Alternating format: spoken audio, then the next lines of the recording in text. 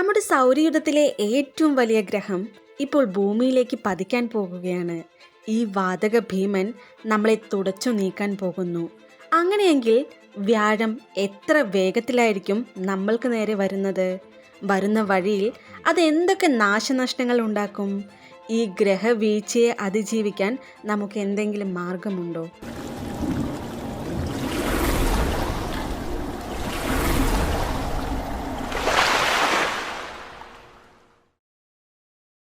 നമ്മുടെ രാത്രികളിലെ ആകാശത്ത് വ്യാഴം ഒരു ശോഭയുള്ള നക്ഷത്രത്തെ പോലെ കാണപ്പെടുന്നു.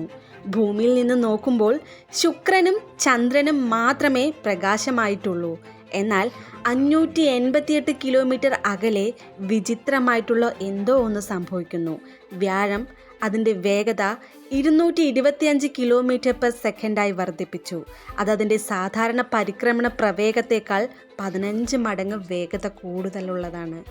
ഭൂമിയേക്കാൾ 11 മടങ്ങ് വലുതും 317 മടങ്ങ് ഭാരവുമുള്ള ഈ വാതക ഭീമൻ ഒന്ന് ലൂസായി കാണപ്പെടുന്നു. അത് നമ്മുടെ രാത്രിയിലെ ആകാശത്ത് നിറയാൻ പോകുന്നു.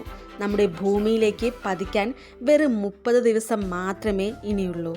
പക്ഷെ നമ്മൾ വിഷമിക്കേണ്ട കാര്യമില്ല. 30 ദിവസം കഴിയുന്നതിന് മുൻപ് തന്നെ നമ്മൾ മരിച്ചിരിക്കാം. ഇനി വ്യാഴം ഭൂമിയിലേക്ക് നീങ്ങുമ്പോൾ ആദ്യം ചിഹ്നഗ്രഹ വലയത്തിലൂടെ കടന്നു പോകുന്നു. വ്യാഴത്തിനും ചൊവ്വയ്ക്കുമിടയിലുള്ള ഈ പ്രദേശം ചെറിയ പൊടിപടലങ്ങൾ മുതൽ വലിയ ചിഹ്നഗ്രഹങ്ങൾ വരെ അടങ്ങിയിരിക്കുന്ന ലക്ഷക്കണക്കിന് പാറക്കെട്ടുകൾ ഉൾക്കൊള്ളുന്നു. എന്നാൽ ഇവയ്ക്കൊന്നും വാതക ഭീമന്റെ വേഗതയെ മറികടക്കാൻ സാധിക്കുന്നില്ല. കാരണം ഈ ചിഹ്നഗ്രഹങ്ങൾ തമ്മിലുള്ള ശരാശരി ദൂരം തുടർച്ചയായ 7 വ്യാഴത്തിന് തുല്യമാണ്. അതിനാൽ വ്യാഴത്തിന് ഒന്നും സംഭവിക്കാതെ തന്നെ ഇതിലൂടെ കടന്നു പോകാൻ സാധ്യത വളരെ കൂടുതലാണ്. ഇനിയിപ്പോൾ നമ്മുടെ രാത്രി ആകാശത്ത് വ്യാഴം അതിൻ്റെ സാധാരണ വലുപ്പത്തിലും ഇരട്ടിയായി കാണപ്പെടും.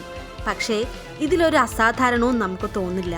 എന്നാൽ വ്യാഴത്തിൻ്റെ യാത്ര സേഫ് ആണ് എന്നതിന് അർത്ഥമാക്കുന്നില്ല. നമുക്കറിയാം, വ്യാഴം നമ്മുടെ സൗരയൂഥത്തിനും ഭൂമിയിലെ ജീവനും അത്യന്താപേക്ഷിതമാണ്. ഇത് നമ്മുടെ ആകർഷകമായിട്ടുള്ള ഒരു പ്ലാനറ്ററി പ്രൊട്ടക്ടറായിട്ട് പ്രവർത്തിക്കുന്നു.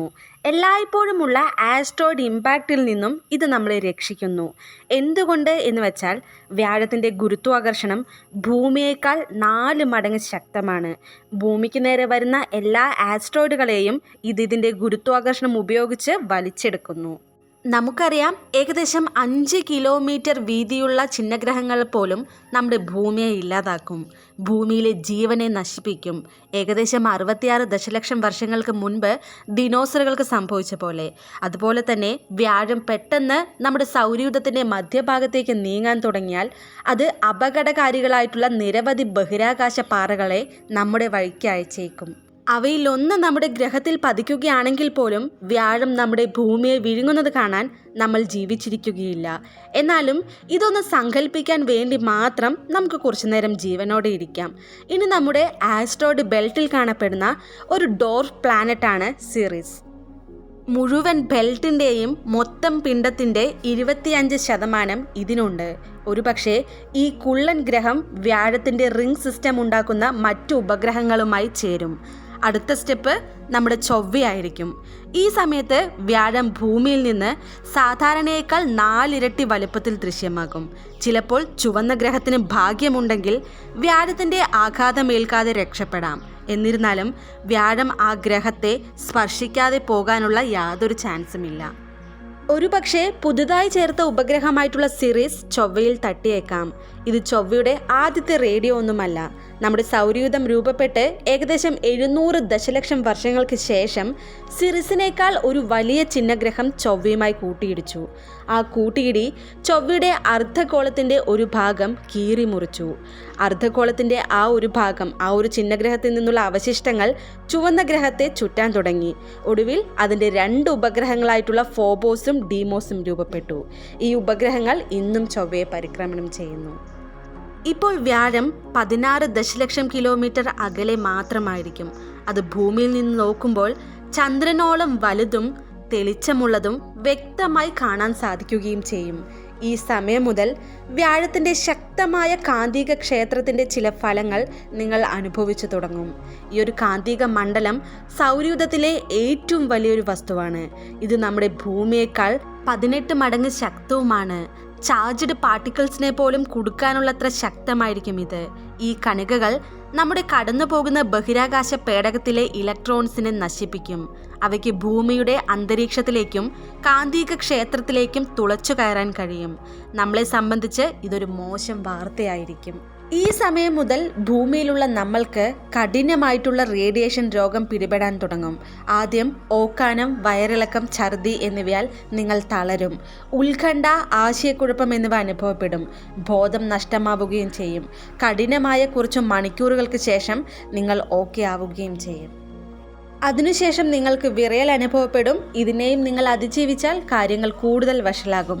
ഇപ്പോൾ 2 ദശലക്ഷം കിലോമീറ്റർ അകലെ വ്യാഴത്തിൻ്റെ ഭീകരമായ കൊടുങ്കാറ്റ് ഗ്രേറ്റ് റെഡ് സ്പോട്ടിന് അത് നമ്മുടെ ചന്ദ്രൻ്റെ അതേ വലിപ്പമായിരിക്കും.